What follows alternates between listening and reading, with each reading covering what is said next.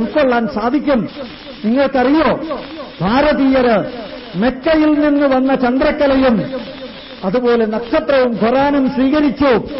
യെരുശലേമിൽ നിന്ന് വന്ന കുരിശും അതുപോലെ തന്നെ ബൈബിളും സ്വീകരിച്ചു.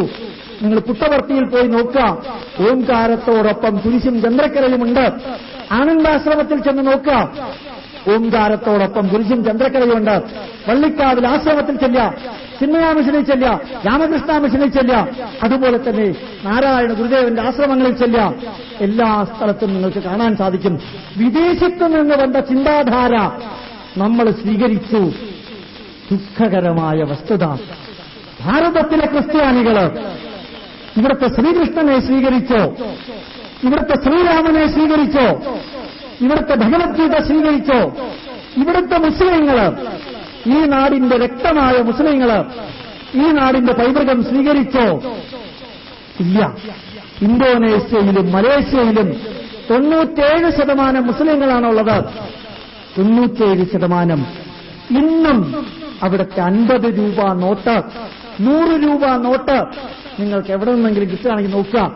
50 രൂപയ്ക്കകത്ത് ഗണപതിയുടെ വിഗ്രഹമാണ്, 100 രൂപ നോട്ടിനകത്ത് ശ്രീരാമന്റെ ചിത്രമാണുള്ളത്. വിഗ്രഹമല്ല, ചിത്രമാണുള്ളത്. 50 രൂപയിൽ ഗണപതിയുടെ ചിത്രം, 100 രൂപയ്ക്ക് തുല്യമായ ആ നോട്ടില് ശ്രീരാമന്റെ ചിത്രം.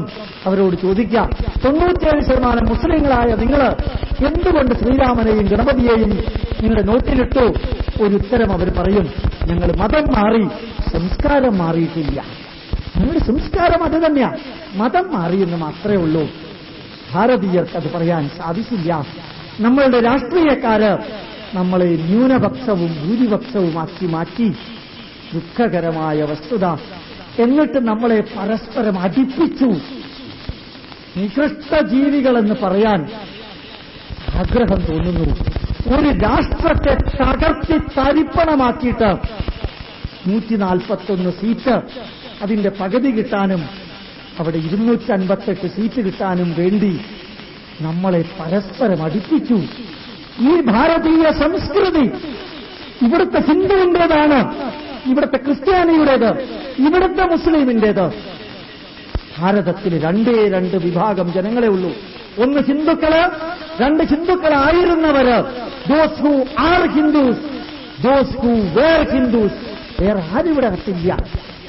പക്ഷേ ദുഃഖകരമായ സത്യം, നമ്മളെ പരസ്പരം അടിപ്പിച്ച് നശിപ്പിച്ചു. ഏതായാലും നിങ്ങളോട് എനിക്ക് അറിയിക്കാൻ വീണ്ടും ആഗ്രഹം തോന്നുന്നത്, 1947 വരെ ഇന്ത്യയെ നശിപ്പിച്ചത് വിദേശത്തു നിന്നുള്ള ആക്രമണമാണ്. 47 ശേഷം ഇന്ത്യയെ നശിപ്പിക്കുന്നത് അകത്തു നിന്നുള്ള ആക്രമണമാണ്. അകത്തുനിന്ന് ഒട്ടാണ് ഇവിടെ. എന്തുകൊണ്ടിത് സംഭവിച്ചു? സ്വാതന്ത്ര്യം കിട്ടി 58 വർഷം 2 മാസം 2 ആഴ്ച 3 ദിവസം കഴിഞ്ഞിട്ടും ഭാരതം എന്താണെന്ന് നമുക്കറിഞ്ഞുകൂടാ. ഭാരതം എന്താണെന്ന് പഠിപ്പിച്ചിട്ടില്ല. സാരമില്ല, നമുക്ക് ഉയരാം, ഉണരാം. ഇച്ഛാശക്തി, ക്രിയാശക്തി, ജ്ഞാനശക്തി ഉണ്ടാക്കിയിട്ട് ലോക ജനതയോട് പറയാം, ഭാരതം ഉയരണം, വളരണം, വളരും, ലോകത്തിന് വിളക്ക് വയ്ക്കും. ഖതേ എന്ന അന്ധകവി ഫ്രഞ്ചുകാരൻ പറഞ്ഞു, ഈ വിദേശ രാജ്യങ്ങളിലുള്ള ഏത് രോഗവും ചികിത്സിക്കാൻ ലോകത്തിൽ ഒരു മരുന്നേ ഉള്ളൂ. ആ മരുന്ന് ഭാരതീയ സംസ്കാരത്തിന്റെ മരുന്നാണ്. ഏത് പ്രശ്നങ്ങളും പരിഹരിക്കാൻ അതേ ഉള്ളൂ. ലോക ജനത അത് സ്വീകരിക്കുമ്പോൾ എന്റെ അനുജന്മാരും അനുജത്തിമാരും ജ്യേഷ്ഠന്മാരും എന്റെ മുമ്പിലിരിക്കുന്നവരും, നിങ്ങളുടെ മതം ഏതുമാകട്ടെ, രാഷ്ട്രീയം ഏതുമാകട്ടെ, നിങ്ങളുടെ ഭാഷ ഏതുമാകട്ടെ, നിങ്ങൾ വിചാരിക്കുന്ന പൂജിക്കുന്ന ഈശ്വരൻ ആരുമാകട്ടെ, നിങ്ങൾ ഭാരതീയരാണ്. You are Indian. ഒരു 10 ജന്മമുണ്ടെങ്കിൽ ഭാരതത്തിൽ തന്നെ ജനിക്കണമേ എന്ന് പ്രാർത്ഥിക്കുക. നിങ്ങളൊരു മുസ്ലിമാണെന്ന് വിചാരിക്കുക. അറേബ്യയിൽ ചെന്ന് എന്തെങ്കിലും കുറ്റം ചെയ്താൽ അവർ തൂക്കിയെടുത്ത വിമാനത്തിലെറിയും, ഇന്ത്യയിൽ കൊണ്ടുവന്നിറക്കും. ഞാൻ മുസ്ലിമാണ്, അറേബ്യ എന്റെ പുണ്യഭൂമിയാണ്, എനിക്ക് എന്തും ചെയ്യാമെന്നൊന്നും അവിടെ അനുവദിക്കില്ല. നിങ്ങളൊരു ക്രിസ്ത്യാനിയാണ്, യെരുശലേമിൽ ചെന്ന് പറയുക, എന്റെ പുണ്യഭൂമി ഇതാണ്, എനിക്കിവിടെ എന്തും ചെയ്യാമെന്ന്. ജോസഫായാലും മത്തായി ആണെങ്കിലും ഏത് ചാണ്ടിയാണെങ്കിലും വലിച്ചെറിയും അവരെ വിമാനത്തിനകത്തേക്ക് ഇന്ത്യയെ കൊണ്ടുവന്ന് ഇറക്കാൻ. അപ്പൊ നിങ്ങളുടെ പുണ്യഭൂമി ഈ പരമപവിത്ര ഭാരതമാണ് മക്കളെ എന്ന് പറയണം എന്ന് നിങ്ങൾ മറ്റുള്ളവരോട് പറയുക. പഠിപ്പിക്കുക. ഭാരതം തളരില്ല, അത് ഉറപ്പ്. ഭാരതം വളരും, ഭാരതീയ സംസ്കാരം നശിക്കില്ല. പക്ഷേ ഈ ടെററിസ്റ്റുമാരോട്, ഈ ഭാരതത്തിനെതിരെ പ്രവർത്തിക്കുന്നവരോട് ഈ സന്ദേശം കൊടുത്താൽ അവർ മാറില്ലേ? മാറും, മിനിറ്റിനകം അവർ മാറും. പക്ഷേ കൊടുക്കാൻ നമുക്ക് സാധിക്കണം. ആ അറിവ് നിങ്ങൾക്കുണ്ടാകണം. ഒരു കാര്യത്തിൽ ഉറപ്പ് തരുന്നു, നിങ്ങൾക്ക് പഠിക്കാനുള്ള ഭാരതീയ പൈതൃകത്തിന്റെ ഓരോ അംശവും കാസറ്റിലും സിഡിയിലും പുസ്തകത്തിലും നോട്ടീസുമായിട്ട് ഇതിന്റെ മുമ്പിലുണ്ട്. അരമണിക്കൂർ നേരം ഉണ്ടായിരിക്കും. ഒന്നിനും കോപ്പിറൈറ്റ് ഇല്ല. എത്ര വേണമെങ്കിലും കോപ്പിയെടുത്ത് മറ്റുള്ളവർക്ക് കൊടുക്കുക. ഡോക്ടർ APJ അബ്ദുൽ കലാം ഞങ്ങൾക്കൊരു നിർദ്ദേശം നൽകിയിട്ടുണ്ട്. Indian institute of scientific heritage ആയിട്ട് കോണ്ടാക്ട് ചെയ്യാൻ ഡോക്ടർ സതോഷ്കർ എന്ന വ്യക്തിയാണ് APJ അബ്ദുൽ കലാം അനുഗ്രഹത്തോടുകൂടി ഏൽപ്പിച്ചിരിക്കുന്നത്.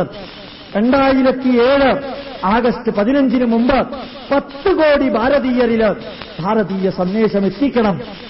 ആ മഹായജ്ഞത്തിലാണ്, ഈ ദൗത്യത്തില് നിങ്ങളുടെ കൂട്ടത്തിലുണ്ടാകണം. അതിനിടയ്ക്ക് ചിലപ്പോൾ മരിച്ചുപോയി എന്ന് വരും നിങ്ങൾ. അതൊന്നും സാരമില്ല, മരണമൊക്കെ ഇതിന്റെ കൂട്ടത്തിലുള്ളതാ. അല്ലെങ്കിൽ വീട്ടിൽ നിന്ന് പുറത്തായി എന്ന് വരും, അതൊന്നും സാരമില്ല, എവിടെയെങ്കിലും താമസിക്കണം. ആ ദൗത്യം നിങ്ങൾ നിർവഹിക്കണം. ആവേശത്തോടുകൂടി പറയണം, I am an Indian, I am a Hindu എന്ന് പറഞ്ഞാലും ഒരു തെറ്റുമില്ല. ഇന്ന് ഇവിടെ നിന്ന് സൗദി അറേബ്യയിലേക്ക് പോകുന്ന മുസ്ലിങ്ങളെ അവർ പറയുന്നത് ഹിന്ദുക്കളെന്നാണ്. നിങ്ങൾക്കറിയോ, ആ പുണ്യദർശനത്തില് കാബയ്ക്ക് പ്രദക്ഷിണം വയ്ക്കുമ്പോൾ കാബയ്ക്കകത്ത് 612 വിഗ്രഹങ്ങളാണുള്ളത്. ആ പ്രദക്ഷിണം വയ്ക്കുമ്പോൾ കേരളത്തിലെ ബ്രാഹ്മണര് ഷർട്ടിടാതെ ഉത്തരീയമിട്ട് മുണ്ടെടുത്ത് പ്രദക്ഷിണം വയ്ക്കുന്ന മാതിരി അവിടെ പ്രദക്ഷിണം വയ്ക്കുന്നത്. അവിടെ നിങ്ങൾക്ക് കാണാം ഭാരതീയ ആചാരങ്ങള് മെക്കയിലെ പ്രദക്ഷിണം വയ്ക്കുമ്പോഴും കാണാൻ സാധിക്കും. അത്ഭുതകരമായ യൂണിറ്റി ഉണ്ട് നമുക്ക്.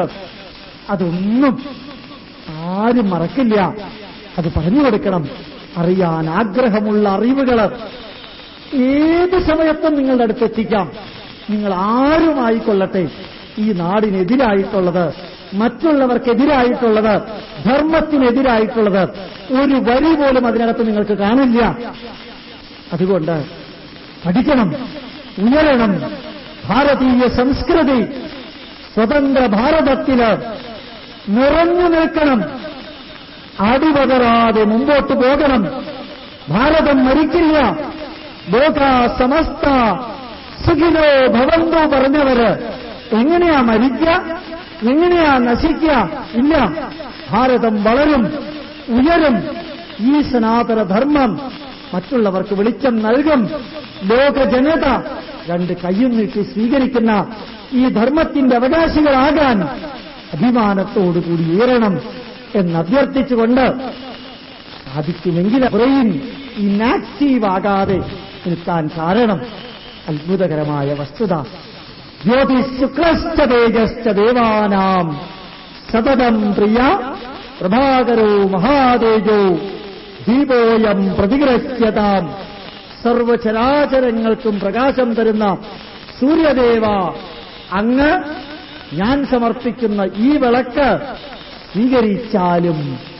സൂര്യന് വിളക്ക് വെച്ചവരാണ് ഇന്ത്യക്കാര്, സൂര്യന് വിളക്ക് വെച്ചവരാണ് ഭാരതീയര്, സൂര്യന് വിളക്ക് വെച്ച സംസ്കാരമാണ് നമ്മുടേത്. സർവമതങ്ങളുടെയും നന്മകൾ സ്വീകരിച്ച് നമ്മുടെ നന്മകൾ എല്ലാ മതങ്ങൾക്കും കൊടുത്ത് ഒരൊറ്റ ഭാരതീയനായി ഒരൊറ്റ സഹോദരൻ കുടുംബങ്ങളെ പോലെ ജീവിക്കാൻ വസുധൈവ കുടുംബകം വസുധ ഏവ കുടുംബകം അയം മാതാ പൃഥ്വി പുത്രോഹം പൃഥിവ്യ. ഈ ഭൂമി എന്റെ അമ്മയാണ്, ഭൂമിയുടെ മക്കള് നമ്മളെല്ലാം ഒറ്റ കുടുംബാംഗങ്ങളാണ് എന്ന ഉദാത്തമായ ഭാരതീയ സംസ്കൃതിയുടെ സന്ദേശം അടുത്ത 10 വർഷം കൊണ്ട് ലോക ജനതയെ കീഴടക്കാതിരിക്കില്ല. അതിന് സാക്ഷിയാകാൻ എന്റെ മുമ്പിലുള്ള സഹോദരന്മാർക്ക് ഭാഗ്യമുണ്ടാകട്ടെ എന്ന് പ്രാർത്ഥിച്ച് ഒരു സ്ട്രീറ്റ് ലൈറ്റ് പോലെ ഒരു ബൾബിന്റെ ചുവട്ടിൽ വരുന്നവർക്ക് പ്രകാശം നൽകാൻ ഒരു സ്ട്രീറ്റ് ലൈറ്റിന് സാധിക്കുന്നത് പോലെ നിങ്ങളുടെ അടുത്ത് വരുന്നവർക്ക് ഭാരതീയ പൈതൃകം പഠിപ്പിക്കാൻ നിങ്ങൾക്ക് ഊർജമുണ്ടാകട്ടെ എന്ന് പ്രാർത്ഥിച്ചുകൊണ്ട് എന്റെ വാക്കുകൾ